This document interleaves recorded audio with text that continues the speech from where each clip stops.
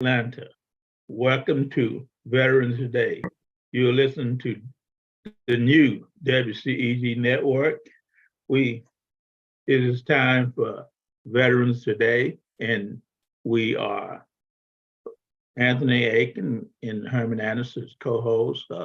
Mr. Norman Carter is our guest today. He's also a member of the WCEG Network team. So we have three veterans, so we're gonna have a good day. We are the Worldwide Community Empowerment Group. We speak life in the community. And with that, let me give you our pre-introduction information and we'll get started. You can watch us live stream, Facebook, YouTube, Twitter, WCEG Network, WCEG Radio.com, hash pound, Roku streaming, WCEG TV Channel, 12 podcast distributions, and Veterans Helping Veterans Atlanta, ATL.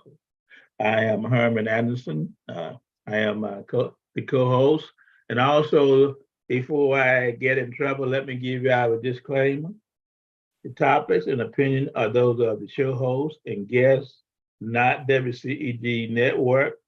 We are a nonprofit at WCEG Network, and our business office number is 404-490-8646.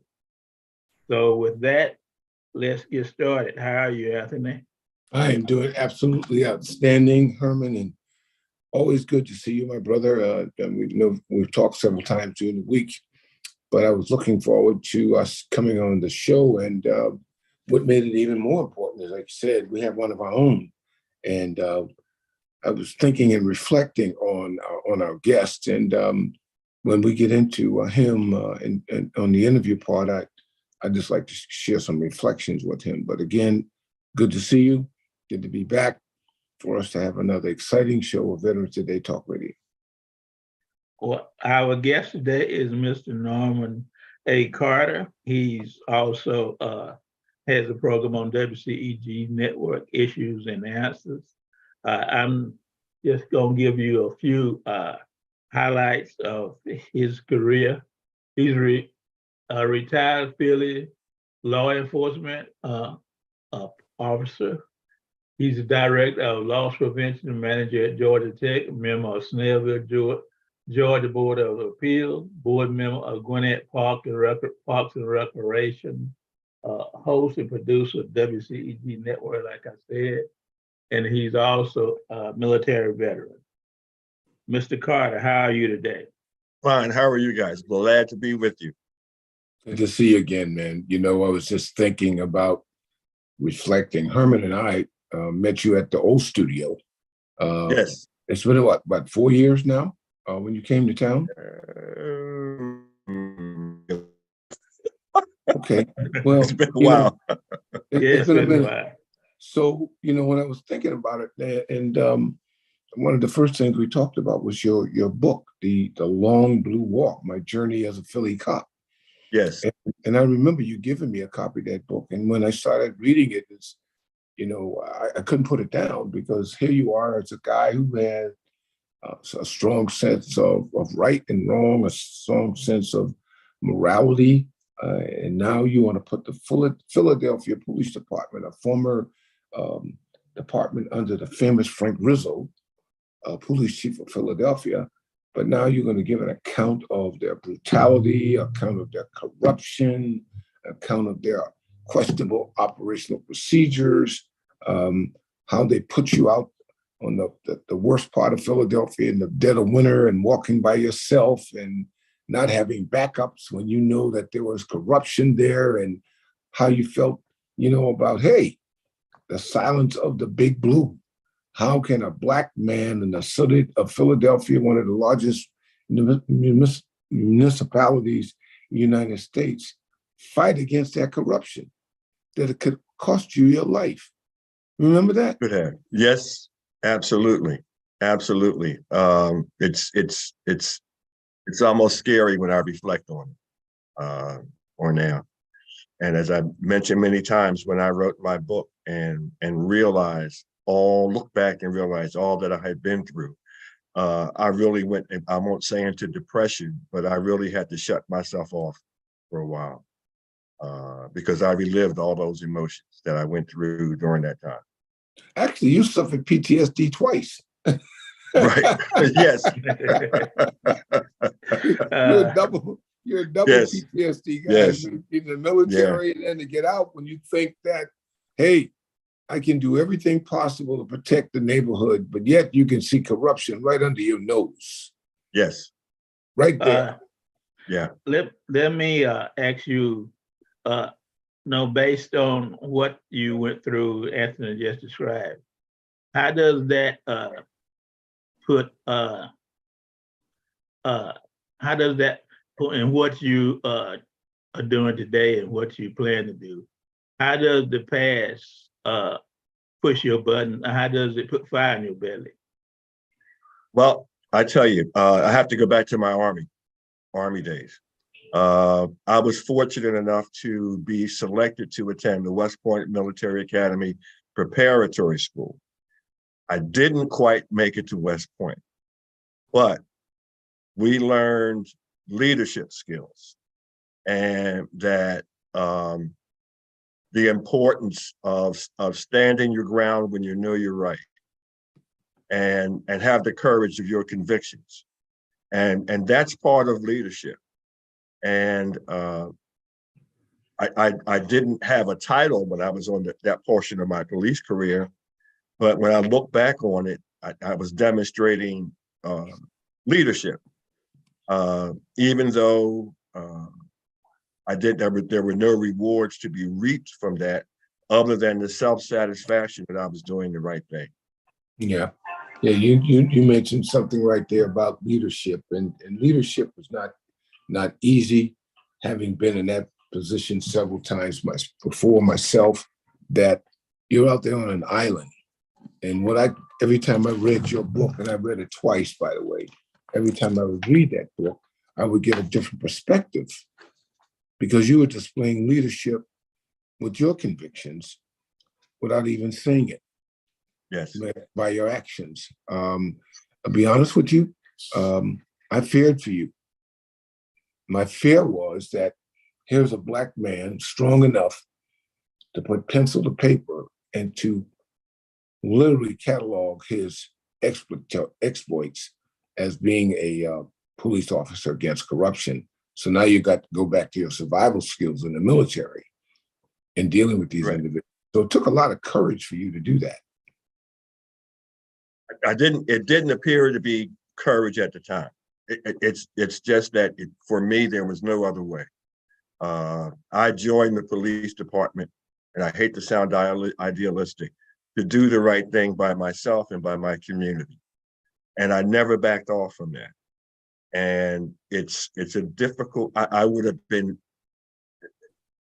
felt like less of me had I gone in another direction. I grew up watching police corruption. I grew up, when I recounted in my book, watching police brutalize a man 25 yards away from where I was standing when I was about 9 or 10 years old.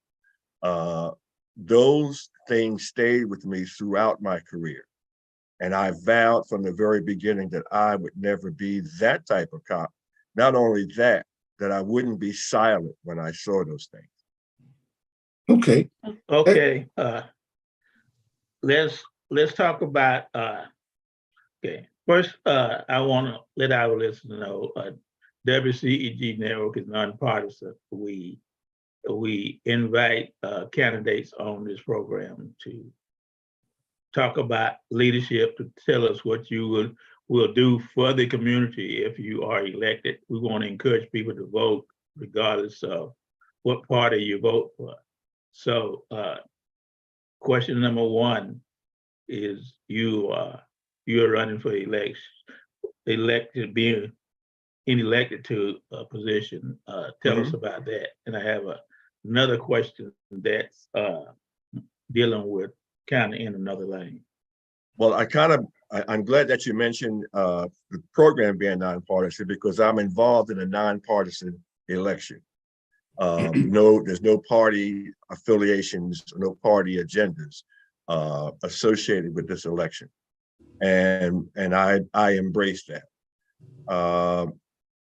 I really became active in a lot of community-based organizations about 4 years ago, and I began to learn more about how the government was run. I began to learn more about the people who run the government, and getting a feel for the community, and being able to actually speak to the leaders at some point.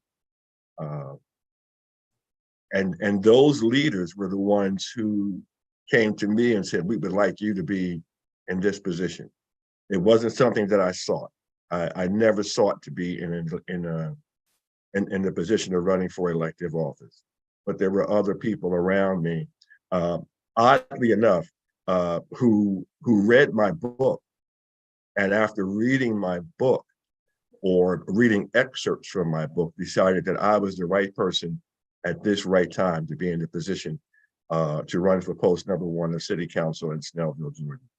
You know, it's very interesting that you say that, because if you take a look at the dynamics and the history of that part of Atlanta, Snellville going towards Lawrenceville, you know, historically has been a red community.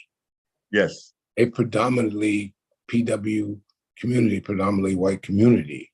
So here you are now as a Northerner coming back to the South, having been in the area for less than 10 years, to embed yourself in that community to try and make a difference based on your, as you stated, convictions of right and wrong, moral conduct, the whole 9 yards. How do you feel now that there are 3 candidates in office, running for that position? Is that correct? Yes. 3. So generally, that means there's going to be a split in the vote somewhere. Yes.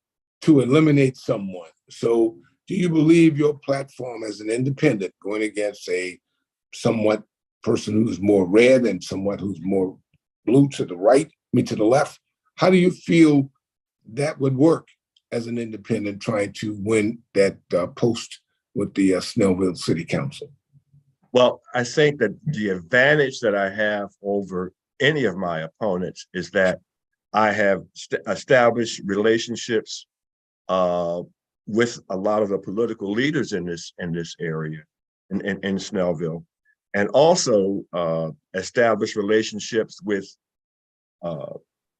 political leaders and government leaders outside of Snellville, because you have to realize that in order to accomplish some things, you're going to have to outreach and have relationships with people, not necessarily in your community, but also in your region and in your state and in your federal government. And I have been active in establishing those relationships, and that's the advantage I believe I have over my competitors.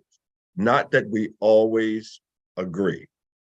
We have may have differing positions on different issues, but we all respect one another, and we all know how to talk to one another.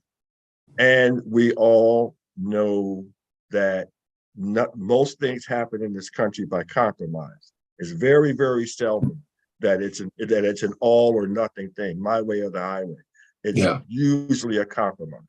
And I know how to do that based on my training in the military, my years of management experience at the Georgia Tech Hotel and Conference Center, and just my overall life experience. Well, I think one key word you use is relationship. And your relationships doesn't necessarily have to be local, like just Snellville. Your relationships could be statewide, nationwide, because in any organization, and I learned that when I formed my veteran organization, which is 11 years old.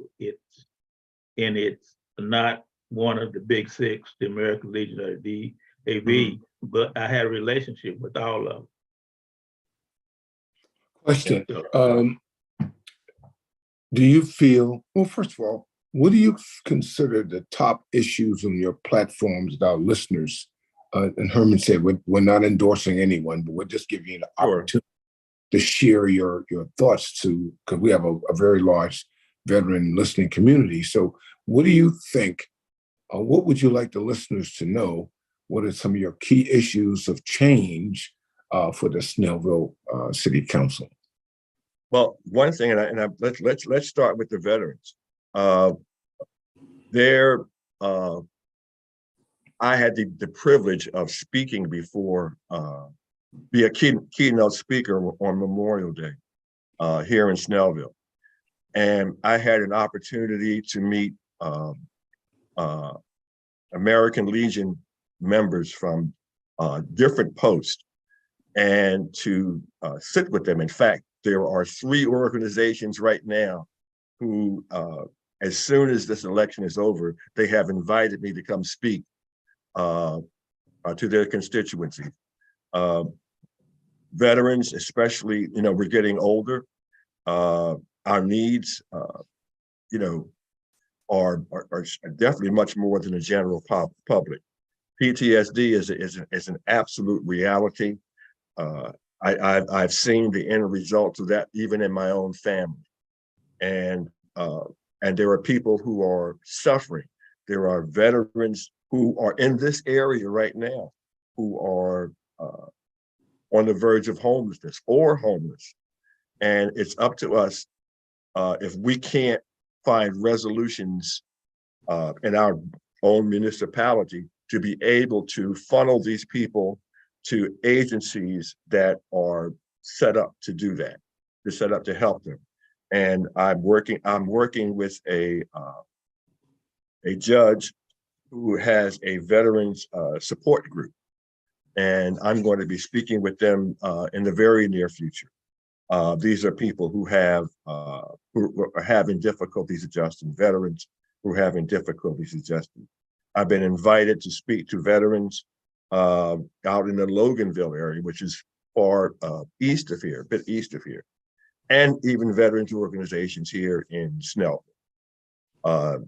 That's something. A lot of it is being able to have someone who can speak with you and for you, who understands the challenges that you face as a veteran. I need to, one of my options, I've been involved with the Snellville Parks and Recreation Commission, and also the Snellville Adult Center, which used to be called the Senior Center, advisory boards. And I understand the needs of our youth, of our older people, because I've had to work with these people and talk to them, and been involved with submitting ideas for a new community center that's going to be able to take care of many of the needs of both our older and younger citizens. So I think that those give me a huge step up on my competitor. Also, let me mention that you're involved with Gold Star Families. Yes. Yes. Became very much involved with the parents of the late specialist NTN Murphy. I just spoke with them this past weekend, and yeah, that's going to be one of my new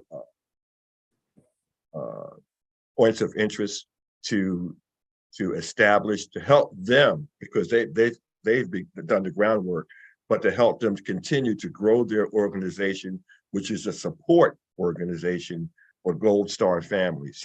That's a group that's been very much ignored in our country.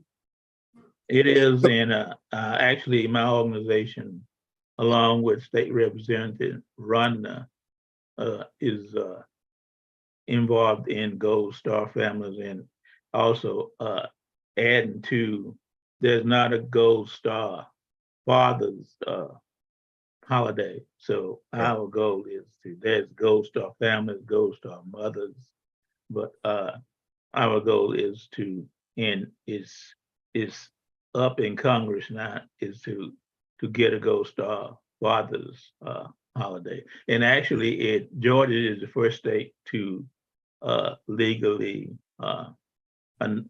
recognize Gold Star Fathers. Yes. Yeah, that's quite important. As you recall, unfortunately, during the presidential campaign of President Trump, where he just belittled his family on national television in regards to being a Gold Star and his insensitivity to veterans and their rights, that kind of thing. It's unfortunate that this person utilized that platform, but as the thing said, he now has quite a few issues that he has to deal with for the rest of his life through the legal system. But the Gold Star family, it's phenomenal. I mean, what you have to do with someone that, someone that gave all. Some gave all. And these individuals, men and women, have given all in the defense of this country. Freedom's not free, as we always talk about. Yeah. There are a lot of sacrifices. And I can recall, going through officer basic training, where getting ready to go to Vietnam, and they were talking about battlefield casualties and how they had already built in calculations. If we take this particular hill, these are the amount of casualties we're expecting. If we continue to move forward, the calculations show we'll have this number of people dead. It was just a number on paper. But in reality, that's something that's going to stick with you the rest of your life. So the Gold Star program, along with any other program that we have to help veterans to deal with the trauma of war, I'm behind it. Herman's behind it. America's behind it. I think Mr. Anderson, remember how emotionally that family was that we spoke with, Mr. and Mrs. Murphy. In fact, when we talked about Gold Star Fathers, Mr. Calvin Murphy, he is still suffering from the loss of his son. His wife also still suffering, but it's a little different with men because it's built in us that we have to be strong, and so we hold a lot of that in, and which isn't helpful. But we internalize, and as a result, we have all of these things that could lead us to harm ourselves. Yes, especially if we don't have the opportunity to express them. Tomorrow, I'll be on a panel to talk a little bit about mental health, which is so important. A subject that we just cannot forget about. It's really embedded in Gold Star, and it's really embedded in every program out there that affects the lives of veterans and their families. Yes, absolutely. My other item that I was thinking about is police in today's environment, where you have police in almost every major policemen in almost every major city that are it's what I'm trying to get at is the way the police organization are when policemen brutalize people or mistreat them, how the union, how it's I think the public opinion is that the policemen are not really treated, taken care of when they abuse people. And what are your thoughts on, in my opinion, the society at this time doesn't have an answer on how to solve it. So what are your thoughts on how to solve it? Well, that was one of the reasons I wrote my book, because I wanted to empower those officers who have a good sense of right and wrong to have the courage to speak out because there's strength in numbers. I'm part of an organization, a national organization now, that is seeking United States legislative protection for those officers who want to speak out about abuses within their department. Because I got to tell you, there can be a lot of pressure, because I've lived through this, pressures that come from outside, but those outside pressures don't really work over a long period of time. That everything that's going to be beneficial for police departments in this country is going to have to come from within. And that means empowering those officers who come to work every day to do a good job, who want to protect the public, but do not sanction the abusive behavior that we see in many police officers. And a lot of times what the public sees is that these unions come out to protect those officers. They're obligated to give protection to all officers, but they seem to go way beyond to protect those officers who have committed obvious instances of wrongdoing. I mean, putting your foot on somebody's neck. Why would you come out as a union and support that person? Standing on someone's back while a medic is giving them an overdose of a drug that's a suppressant. Why would you, and then to come back the next day and laugh about it? Those things cannot be sanctioned by the union, and there needs to be public outrage. I'm not talking about riots and whatnot, but more demonstrations of public outrage. And you have to support those police officers who, like me, who stand up and who will intercede. And I'll use the George Floyd example. The 3 officers standing there while this man sat on this guy's neck, George Floyd's neck, who did nothing. There's an incident in my book that I wrote about where a police officer drove a woman in the trunk of a police car, and I wouldn't stand for it. I jumped in. Yeah, was I by myself? Absolutely. But that woman the abuse of that woman stopped right there. And that's the idea, that you may not be able to change the world, as I told my supervisors once, but you can work to change the situations around you. One thing I tell people is that I had a reputation that was such that officers, when they were arresting or dealing with people, they wouldn't even cuss around if I was present. But if I was present on the scene, no one was ever brutalized. No one, because they knew that I wouldn't tolerate it. And it's about doing your little part in the area that you have control over. That's where the differences are made. And eventually, other people will take notice and say, well, you know what? They don't do that around him. Let me see if I can do what I can do so that I can have that same power, because that protects everybody.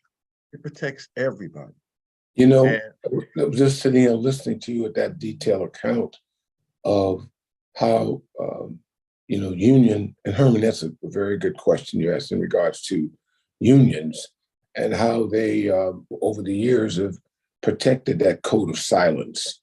And then talk, you can go to St. Louis, you can go to New York City, you can go to Philadelphia, Chicago, Dallas, Texas, Miami, Florida, all these large municipalities where there've just been detailed accounts of corruption, detailed accounts of officers that have committed obvious crimes being not convicted.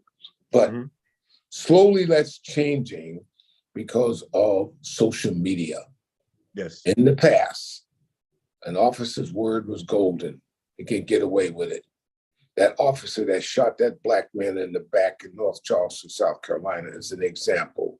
He thought that he could get away. He was a justifiable shooting of a black man running, and then turned around and lie about it. But now he's serving time in prison, or the 3 standby cops in Minneapolis.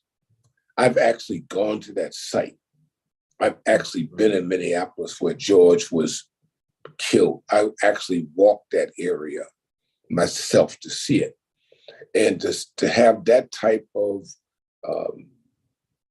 I don't care attitude to get away. Now, even the case of the female officer that shot and killed the Black man who thought she was using her phase gun, went to prison, but guess what? She's out of prison now because of protection of that union and the protection of the court system. Or one judge, and during his time on the bench, sent over 4,000 individuals to jail being corrupt because he was part of the private jail system, the private prison system. If you keep me occupied with felons, I will keep your pockets full with dollars. So we need to make changes, and it started with changes like you, Norman A. Carter. Start with people like you. And I think, and thank you for that, sir. What happened, and that's the one thing that's amazing about my candidacy, is that the people who are supporting me know my track record. They know it. They know what type of person I am. So it's not like they're putting somebody that's put somebody in a position, well, we want him because he's one of these go along and get along guys. This is a man who knows a person who can stand up on his own 2 feet and will not tolerate corruption or abuse of authority. And I am very proud of that fact that people who are now in government would want someone such as I to step into the seat of the man who has been my mentor, Mr. David Emanuel. And he's termed out. That's why I'm running for his position. But yeah, changes are happening gradually. They're happening. Yeah, that's a good point. Change in in most election, in a national election, 60% of the people that are qualified vote. In local election, less people vote. So what ideas do you have to get bigger election turnout and also to motivate voters to really do their homework before they select a candidate? Well, one thing, as my team and I have been really going out and walking and knocking on doors throughout the Snellville community. But on my own, I have established letters that are tailored for different communities, different subdivisions in this area, giving them not only my biography, but my understanding of some of the needs that are in that community that I, as a leader, need to address, and to make myself available by phone number, email, social media, to listen to them. And I've already begun receiving emails from people to not only for their support, but inviting me into their homes to sit down and have a conversation with me about my background and what I intend to do for them. And I like that, the ability to sit down and talk one-on-one with people, or to speak with people in groups. I think that's very, very important. But yeah, I agree with you wholeheartedly. Herman said a word that we always believe in: relationship. Yes. Once you have that relationship established, doors start to open and barriers are taken down because there is a relationship.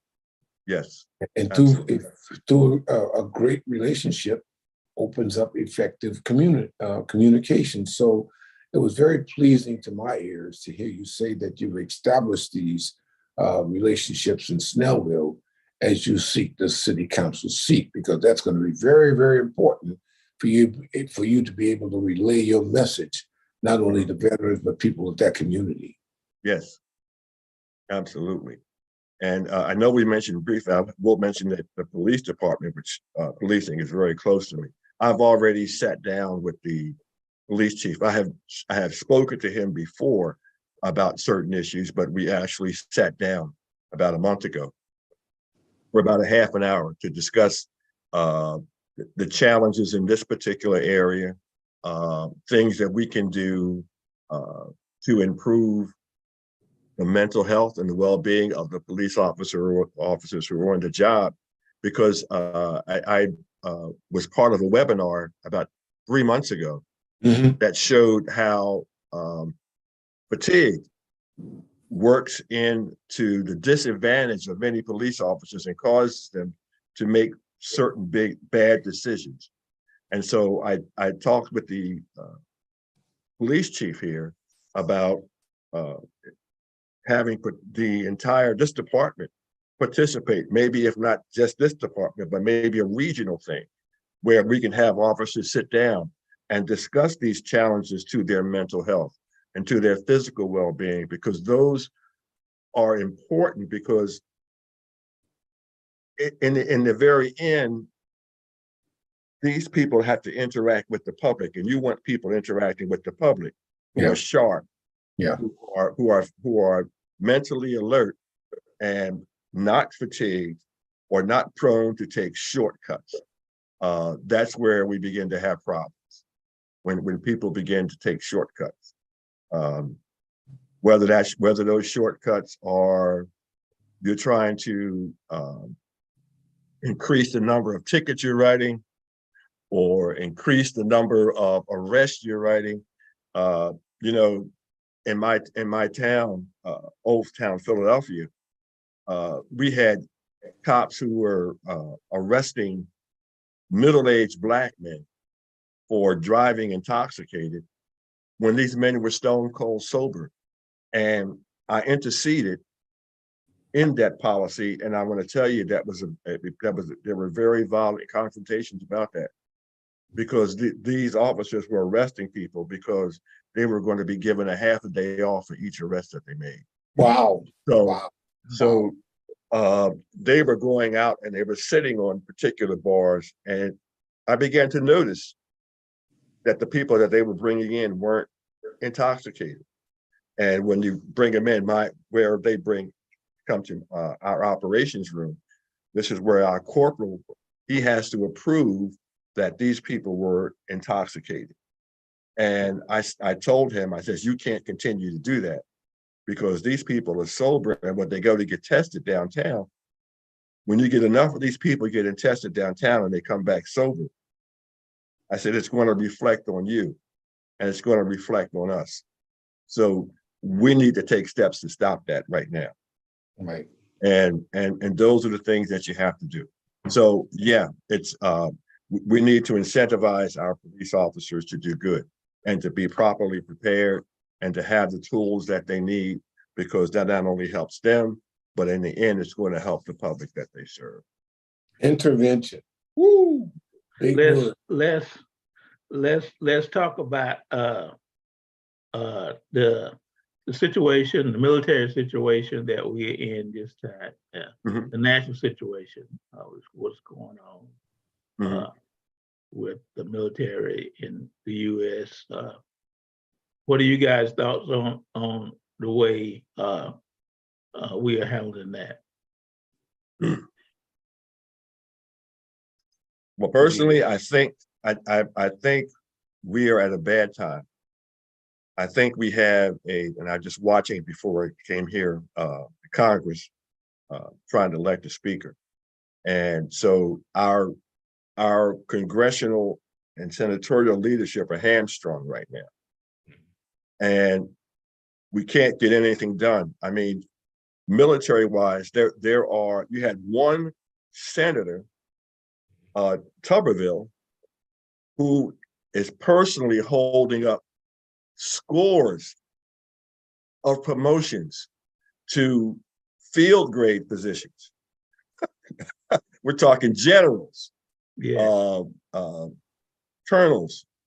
They managed to get one through, but at a time when our military needs to be in a state of readiness for what's going on in the world, because I'm telling you, the world is smaller than what you think. And what's happening over in Israel and what's happening over in Ukraine can and will get out of hand, just as when Hitler went into Sudetenland, Czechoslovakia, and Poland. It's that same type of thing, and we can't sit back and say, well, oh well, it's over there, it's not in our national interest. It will be. It will be. Well, it's amazing that this guy Tuberville is a senator, and he's really gonna be there for 6 years. And I mean, that's pushing in the country, is when it comes to voting, especially among veterans. We pretty much vote 50-50. So it's the special group of whoever end up making a decision about people like Tuberville are, we don't really understand their thought process of whatever. But at that level, to have someone, a senator, which is to be able to block almost shut down the military, at least affect their function, is just ridiculous. And I think to me, it motivates, it should motivate voters in both parties to one party to become more of a majority so they can overrule this guy. Well, it's kind of interesting, Herman. We're talking about a senator who, in essence, was a football coach. Right. Who yes. was at a major university in the state of Alabama, Auburn University. Right. Who, through all kinds of shenanigans, dealing with private plane trips and all that kind of stuff, dealing with money, and then to leave there and go to Central America to the University of Cincinnati to continue being a ball coach, a football coach. But in the meantime, because of the history of voting in the state of Alabama, was able to get himself on the ticket, even though he's somewhat out of the state, to come back into the state and be able to garner up enough votes, being a ball coach, yes, to win office, and now hold a power that dictates the life of individuals serving this nation by getting promoted, not only just in the military, but also ambassadorships and all kinds of things that are affected by that party. So it's a bigger picture.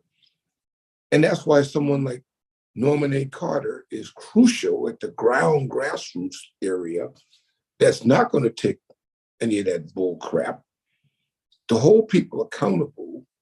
But the key is we got to get those veterans and others out to vote. It just incensed me when I take a look at numbers of individuals and communities that are so nonchalant about a right that is so important, that is to vote. Well, that's true, and that's why it's important. As Norman mentioned, we are senior citizens, and we need more 20, 30, 40 year-old people involved in the voting process. We also need them more involved in the veteran process, make sure that we are taken care of, to make sure that all veterans are taken care of. Sure. And all the organizations that I'm associated with, we're all of us are pushing 70 or more, and and not just a few 30 and 40-year-old people. So that's a challenge, and I think we all are looking for answers. We don't have any direct answers, but that's a challenge, and I think time is wrapping up. So, Mr. Carter, last time when I was on your show, you had a good piece about veterans and your family, and it's Veterans Day coming up, plus what's going on nationwide. If you would like to speak to that, I would like for you to do that. I'm honored by that request, and yes, I would love to do it for you. When I think about those who served in our military to defend our country and our allies, I remember a verse from the Old Testament of the Judeo-Christian Bible. It comes from Isaiah 6:8. It says, "Then I heard the voice of the Lord saying, whom shall I send and who will go for us? Isaiah responded, send me." This typifies hundreds of thousands of men and women who stood up, took an oath, and said, send me. I am sure this resonates with our Gold Star families. I'm sure this resonates with Colonel Anthony Aiken and Mr. Herman Anderson. No matter the war, no matter the cause, from sea to shining sea, American men and women have stepped up to serve and sometimes pay the ultimate sacrifice. Whether it was Christmas addicts on the streets of Boston, Lieutenant George von Siebel killed in France during World War I, General White, Angelo C. Santiago, Gerald McGuire of Edison High School, my high school, killed in Vietnam, or Specialist N.T.N. Murphy killed in northern Syria, all of them reminded us that freedom is not free. Courage and allegiance to the values of this country, rewarded with some suffering physical injury, like Eugene Tatum, who went to school with me at Edison, mental injury, like my brother William S. Carter, and sometimes death. Colonel Anthony Aiken, Herman Edwards, I know you understand. When I served in the Army during the Vietnam War, it was not safe to wear your uniform in public, especially at an airport. We have come so very far. Today on the WCEG Network, we want veterans and Gold Star families to know that you are neither forgotten nor forsaken. We salute you. If you served in the United States Armed Forces from after 1954, the military code of conduct was drilled into your head day and night. What was seared into your brain forever was the first article of the code of conduct. It has changed slightly over the years because today women see combat duty, but I remember it this way. I am an American fighting man. I serve the forces which guard my country and our way of life. I am prepared to give my life in their defense. Whether you were a 17-year-old inductee or a 23-year-old draftee, you took that solemn oath. You were ready to die in order to protect these freedoms we enjoy in the United States of America. All gave some gave all. My father-in-law, Thomas C. Cork Sr., served valiantly in the Chosin Valley in Korea. He was left permanently disabled. My two younger brothers served in the Marines and were wounded in Vietnam. All gave some gave all. My family has a long history of military service. My father, Army Air Force, me, U.S. Army, my brothers, U.S. Marines, my daughter, U.S. Air Force, my son and granddaughter, U.S. Navy. Our country, 'tis of thee, sweet land of liberty. We served without hesitation, without fear, and without regret. From the hall of Montezuma to the shores of Tripoli, from the frozen tundra of Korea to the swamps of Vietnam, to the hot, barren desert of Iraq, from Guadalcanal to the Gulf of Tonkin, for those of the silent service to those who soared in that wild blue yonder, we served. But you must understand, America, that all gave some, but some gave all. I am originally from Philadelphia, Pennsylvania. My high school, Edison High School, has the distinction of having more alumni killed in Vietnam than any other high school in the nation. Wow. 64 of them lost their lives in that war. All gave some gave all. Today, thousands of veterans fill our streets. They are homeless and suffering the ravages of post-traumatic stress disorder. They're living examples of what combat does to men and to women. Let us not forget them. All gave some gave all. When I go to sporting events and hear the national anthem sung, I can always tell the veterans, they stand. Some of them with weakened limbs and damaged spines, but they stand. They stand with their hands over their hearts, or they salute. They remember. It is up to us to never forget that the ravages of war do not stop once the truce is signed or a ceasefire begins. Its effects last for decades. Take a moment in your day to remember that all gave some gave all. Today, we salute the Gold Star families. For them, their sacrifice is everlasting. To them, we should give all the help we can. Thank you. Thank you. Thank you. Very well stated. Very good. Thank you very much for sharing that with our listeners worldwide. That was awesome. Thank you. Thank you. And our hour is up. We had a great show, and I sure everything will come out well in your life journey and your achievement. For all our listeners, Don't quit. You're there, Mr. Carter. You don't quit. No way. Thank you. so with that, Anthony, would you like to close us out? Yes, I'll just say, Herman and Mr. Carter, it was so good to spend time with you today and talk with our listeners worldwide to talk about some issues of importance, not only in your career as a police officer in Philadelphia, but what are you doing now as you move towards being a member of the Snellville City Council? So on behalf of our illustrious leader, Penny Rogers, and our technical support there, Ms. Vivian, we want to say thank you for taking time to be with us today. And it was an absolutely great show. And we'll see you again soon. Take care, Herman. Take care. Good